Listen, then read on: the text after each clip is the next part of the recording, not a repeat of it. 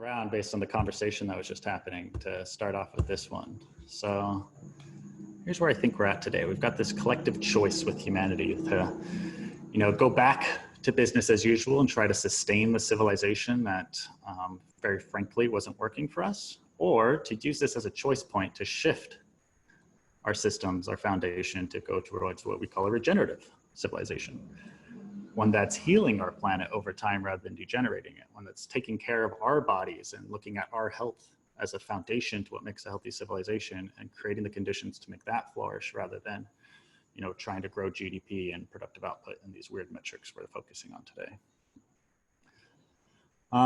So I actually want to start off with a little bit of a story with this idea called open source civilization. So imagine in the not too distant future when our kids and grandkids turn 14, they're given a choice. And on your 14th birthday, you get this opportunity to decide what civilization you want to be a part of. Because in this future world, you're not born into civilizations where you have no choice, but you actually get to voluntarily choose what type of societies or civilizations you want to subscribe to. And now it's based off of your personality, what you find important, your ethics, your morals, like which one's more enticing to you. Because what's happening in this renaissance today is civilizations as a whole are coming to the open market, so to speak. Governments have had a monopoly on civilizational structures. But what we see with this decentralized movement, things like Bitcoin, we're creating foundations that aren't able to be captured by governments anymore, where we can have voluntary opt-in civilizations, where you could be part of multiple ones with multiple different constitutions, different economic systems, different governance systems. So in the not too distant future, you get to choose which ones you want to be a part of rather than being born into them. And better than that, you get to be a direct part in helping evolve them. So today we have these, democratic republics where every few years we're given a mock choice where maybe we can have someone try to represent us, but half the time we fail on that and we have to wait another 4 years to get another go at it. But in these future civilizations, you're going to be able to have a direct voice in how they're governed and evolved so that there's a quicker feedback loop to be able to collect your wisdom and then help evolve that system so that it better meets your needs. That was quite a bit. So I'm going to pause it right there and see if there's any, feedback or thoughts or discussion that we could have on this topic.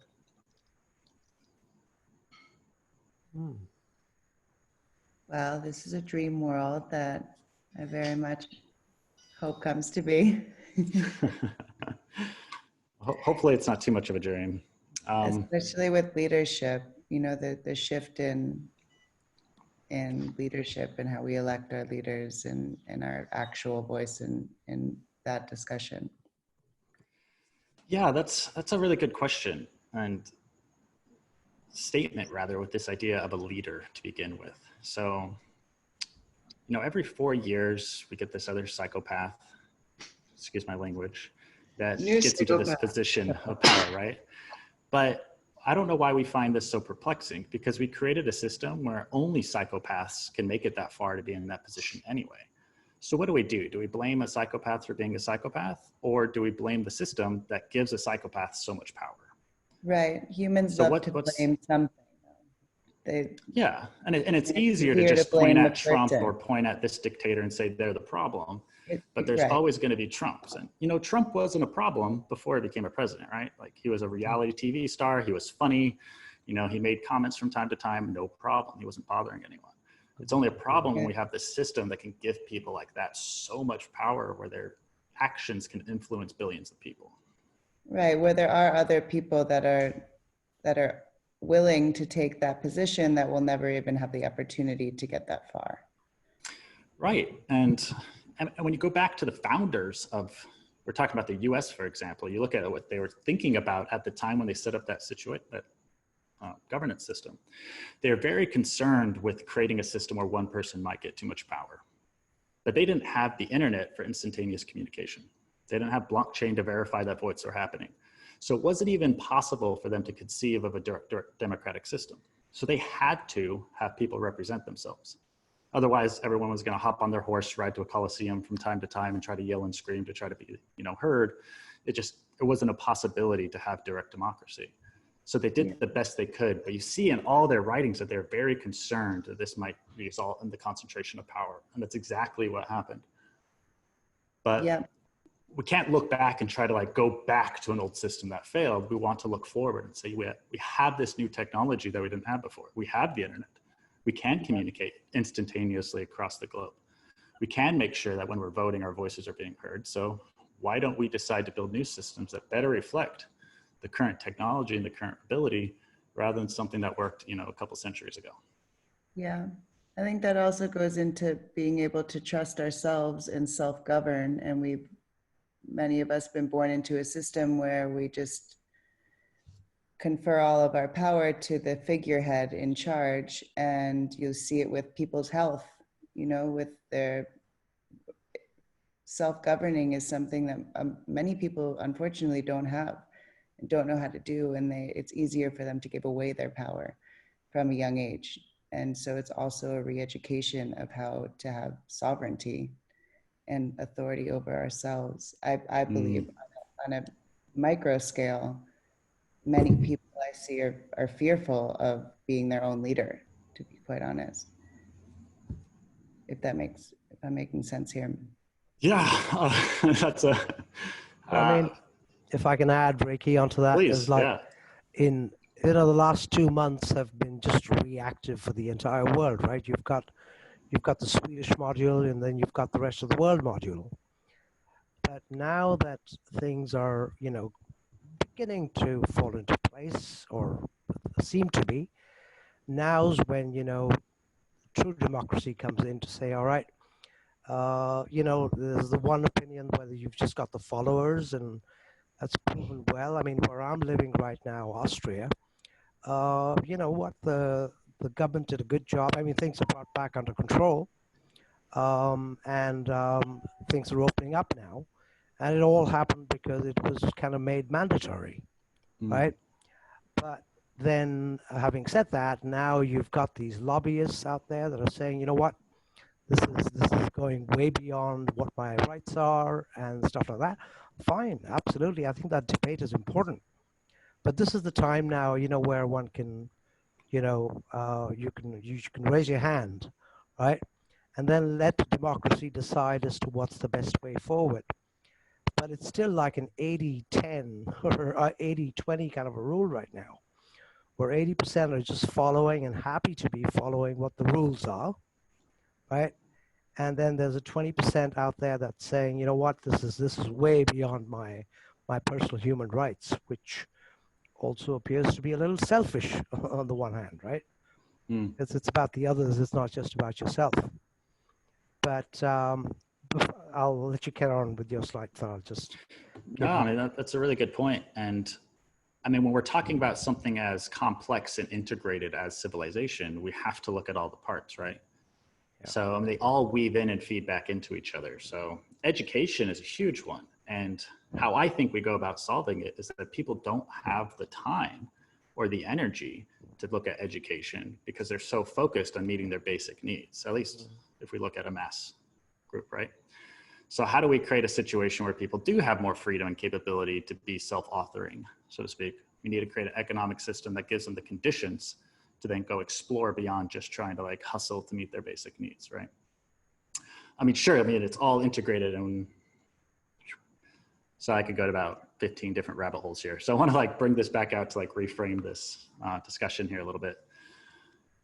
So I want to start off with pointing out what we have on the left. So I'd say we have a collective choice. Our choice point is to go back to the current civilization tech stack, which, we see here on the left, or to move into a regenerative one, which I'll get into next. But this idea is we have an industrial agriculture system, which is destroying our Earth. Year over year, we're losing more and more topsoil. We're poisoning more of our planet. We're creating bigger dead zones in our oceans, et cetera, et cetera.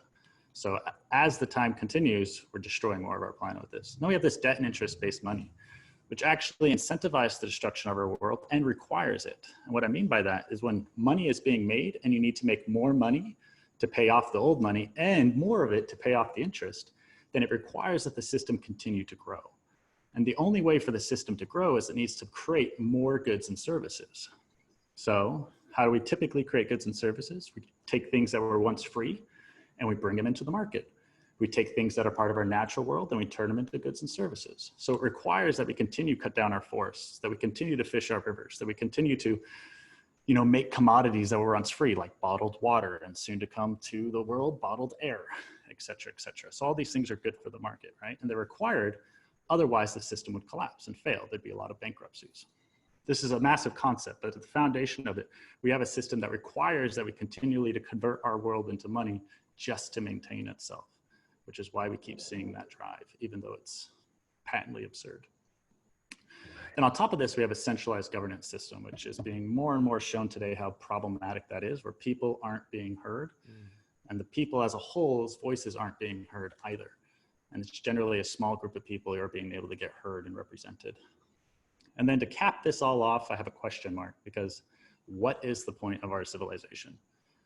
We never identified one. If you ask 100 people what the point is, you're gonna get 100 different answers.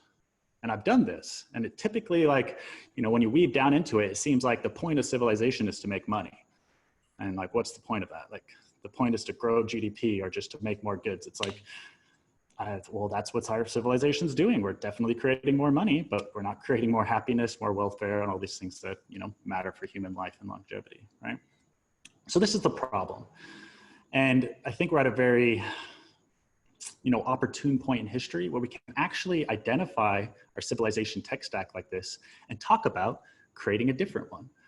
Throughout many periods of human history, this wasn't even conceived of. It was very difficult to even, construct this idea of talking about an alternative, but we have this opportunity today. So I think what humanity is going through is about as impactful as humanity's shift from hunter-gatherers to agriculture and civilization. We're doing another quantum leap with how we actually interact and engage as a global population. Because but humanity has never been global. We never had a global civilization like we've had before. So what's also very pressing with today is that if this experiment fails, it fails for all of humanity. When Rome failed, it was an isolated part of the world. It didn't affect the Americas and Asia, right? Those civilizations continued. But if this civilization fails, it's gonna affect the entire globe and set the entire thing back. So the stakes are higher, but so is the possibility. How do you and see, what is, sorry. No, please. Now, how do you see this happening? Do you see it happening to private cities, or do you think it happening to decentralized communities that are global, that we kind of stay in our countries? Or how do you see this kind of emerging? In all sorts of ways. I'm focusing on one, which is what I'm going to explain to you guys today, which is a decentralized global network where people can opt into a different type of civilization. But we also see it happening with cities, with startup societies, like groups of people moving off grid and deciding to set up their own type of civilization as a small, 50 to 150 people. We see economic zones where governments are sitting across different parts of their country and saying, try new experiments there. It's happening in Honduras and Africa and places all across the globe. So we're seeing an explosion of experiments, and it's going to happen in all these different areas. What's incredible is that we can cross-pollinate and learn and align with evolution to be able to grab all the best ideas, weave them into the projects that are working, and keep aligning that way. So kind of all of the above. Exciting. So it's it's, if we say everything that's happened so far, or quite a bit of it, has come out of greed, and that over the last 2 months has now transitioned to fear. Yeah, Right. I want to be careful with this greed notion. Okay. Because what we've done is humanity has set up a game. Here's the game we've decided to play. And we like to point the blame at the people who are really good at playing that game. But it's not necessarily their fault. They didn't create the system, they're born into it, and they just happen to be very competitive and want to play a game really well. But those people could also be extraordinarily potent in a different game. If the game was the regeneration of our planet, then we would love those people. Look how effective they are at playing that game. So I want to be very, careful not to demonize, the wealthy or the elites or the greedy, because it's not them, it's the game they're playing, No, I mean, I agree with you on that one. Everybody should earn what they deserve to earn, right? That's not the. But if I just put it from a hospitality and a tourism perspective, like how over-tourism has come up, right? Is essentially large projects make more money, right? And I don't know, they do 50% gross operating profits or whatever. And many have to realize that for the sake of the common good, maybe not a 50% profitability, but a 40% profitability is good enough, right? And working towards the regen society, as you say, would be a collective approach, right, towards getting there.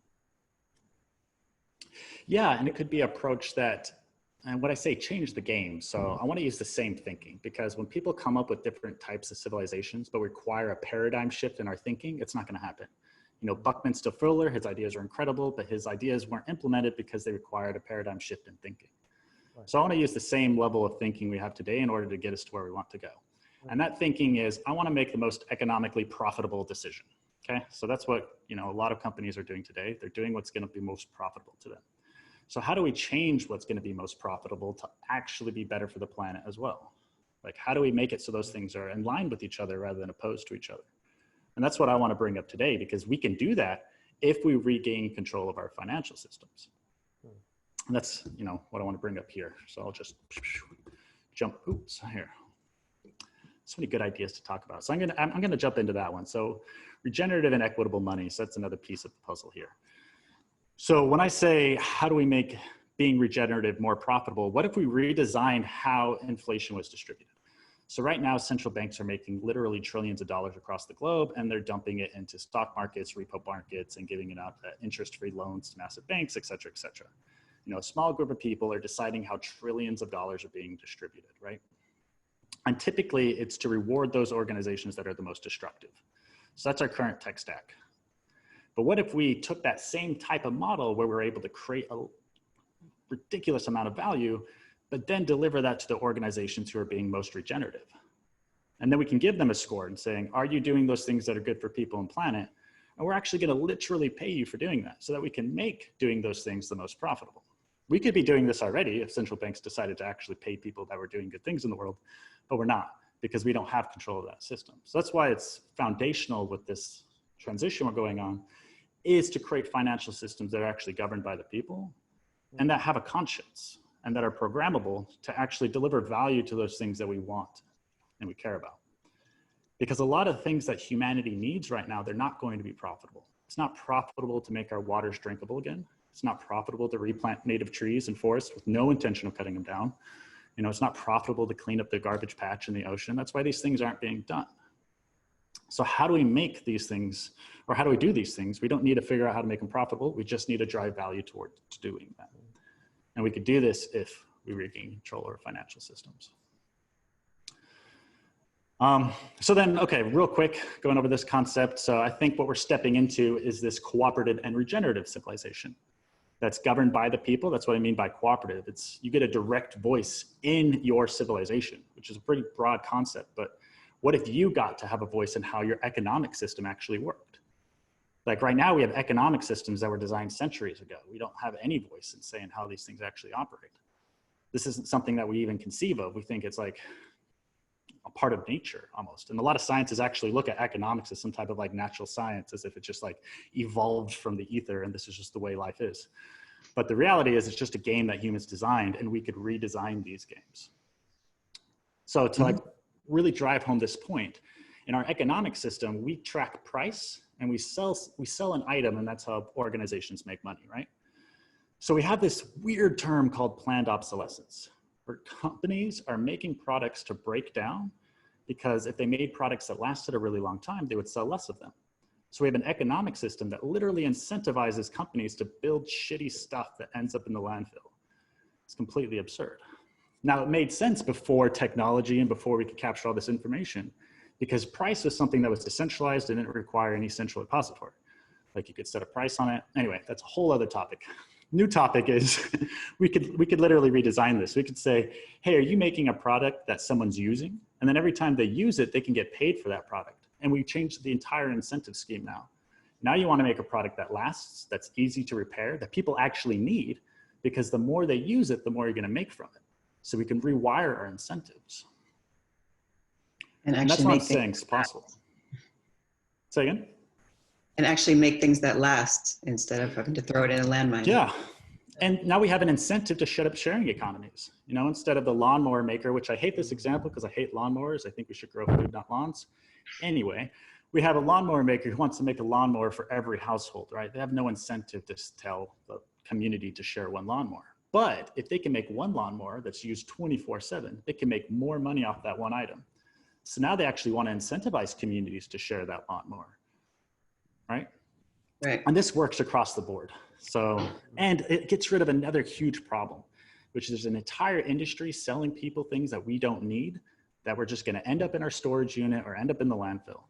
We get rid of that altogether, because if people aren't using it, you're not going to earn money off of it, right?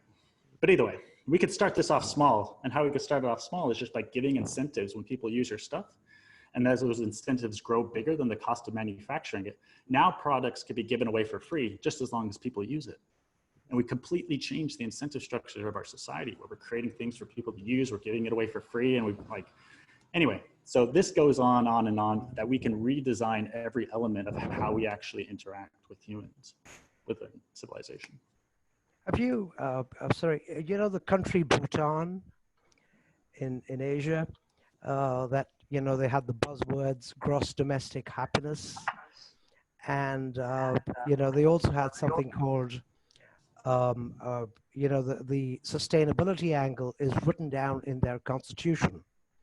And, you know, when I look at your tiniest circle of well-being of people on our planet, it's actually the only country in the world I know where this is actually ingrained in their constitution. Now, it's only a country of 700,000 people, right? But they have just done such a great job of, you know, as a society and as a government, and they have a king, by the way. So that's what comes to my mind when I think of, you know, the ideal of where we should be heading. Yeah, I love that example. I think Bhutan's doing great things. However, it's still pretty limited. So they're still kind of over here, I think, in the pyramid structure, where it has a king top down, and now they have a mandate, gross domestic happiness. And that's a top down mandate. But if the governance is directly by people, you don't even need to make that mandate, because people want what's going to bring them the most happiness and what's good for their own well-being. So if they actually had control, then they would be able to vote in favor of those things anyway. So you don't even actually have to go and make that mandate, because people are going to vote for that anyway. I think it's good to build that into the kind of the foundation of these systems, where we can look at objective metrics, because we can objectively say what's regenerative or not. Is quality of life of the soil getting healthier? Is the water more drinkable? Is the air more breathable? Okay, we can look at those metrics and say things are getting better, and then reward communities who are making those things happen. So that's how we can like build in incentives. But otherwise, if we give people the, you know, the control of that system, we don't have to coerce them to do things that are in their own best interest. They're going to anyway. And it's kind of better to not have too many mandates on where we're heading, because what's beautiful about this decentralized governance is this idea of exponential evolution. So once people get control of their systems, we get so much more wisdom and information that can continue coming to the table and stacking on it. And then where this system goes and becomes is going to be so much more powerful and amazing and fun than anything any one person could ever think of. And that's what's important with not trying to put too many mandates in to begin with.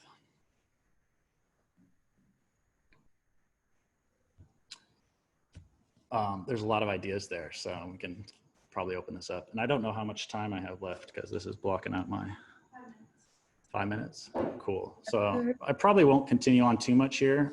So I'll just leave this open for some Q&A. You heard of a program called Farmer's Footprint in the United States? Dr. Zach Bush is heading it. I love him, but I don't know this product, but now I feel like I ought to. In terms of what you're saying, it's about awareness, education, and economics. And the economic factor is financial incentives that support regenerative land management. So giving the power back to the farmers. I love that. Yeah. And yeah. This triggered something I wanted to, oh, sorry, there's a gap. Okay, this triggered something that I wanted to speak about, and it's actually where this whole concept started, was based on food. So there's these people wanting to make a peer-to-peer local food system where you grow food out of your yards, you cook it out of your house, you sell it to your neighbors, and use this platform that facilitates it, right?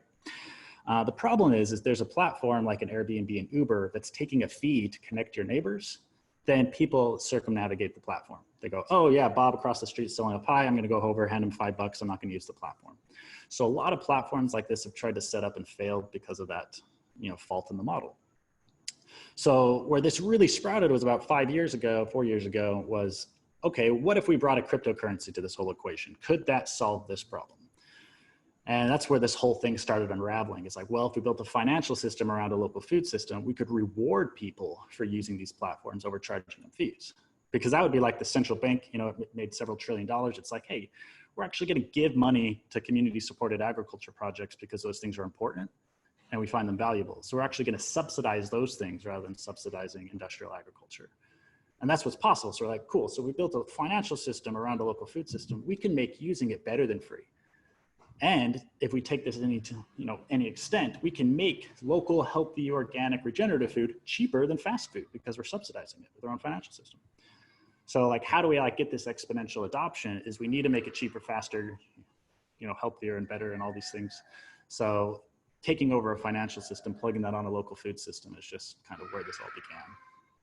But once we got going with that, we're like, oh, well, this obviously can apply to anyone doing any type of exchanges. And instead of just regenerating local food, it could regenerate all industries. And it kind of just kept, evolving from that concept. And how do we learn more about your project?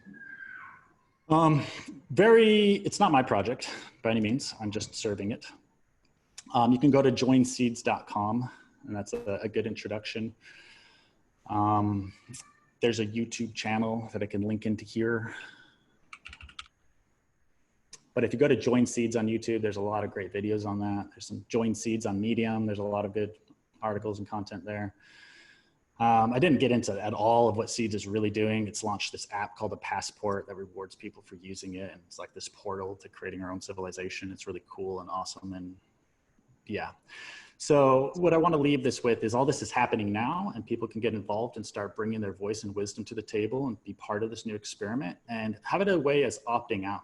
So we like to complain about all the problems in our current system and just how messed up they are, and they're messed up from the foundation. So I think we have to spend less time complaining about everything that's broken and more time just stepping into something new and building what's going to work.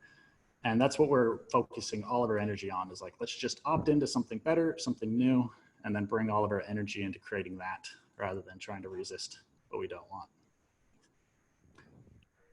Yeah, I have a question there. How's the progress going now during the last couple of months? Is this a... Oh man. So 4 or 5 months ago, a lot of the outreach we were doing, people were like, yes, we love this. This makes a lot of sense. It's something we want to participate in, but we'll get around to it.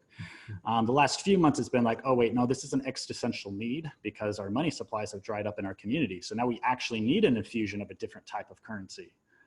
So anyway, we're getting a lot more interest, a lot more adoption, and I hate to be so optimistic about a crisis, but there couldn't have been a better opportunity for us to be launching this, because it's exactly when the world needs it. And yeah, I notice I'm probably running out of time here, so I'm gonna pass it off to the next speaker who's sitting in front of me. So I'm gonna give her all these implements and tools. But this was great chatting with you all. I'll be on this probably the next time. And yeah, find us on YouTube, Medium, or Telegram. Just reach out to me. Cool. Peace and love. Thank you. Nice work.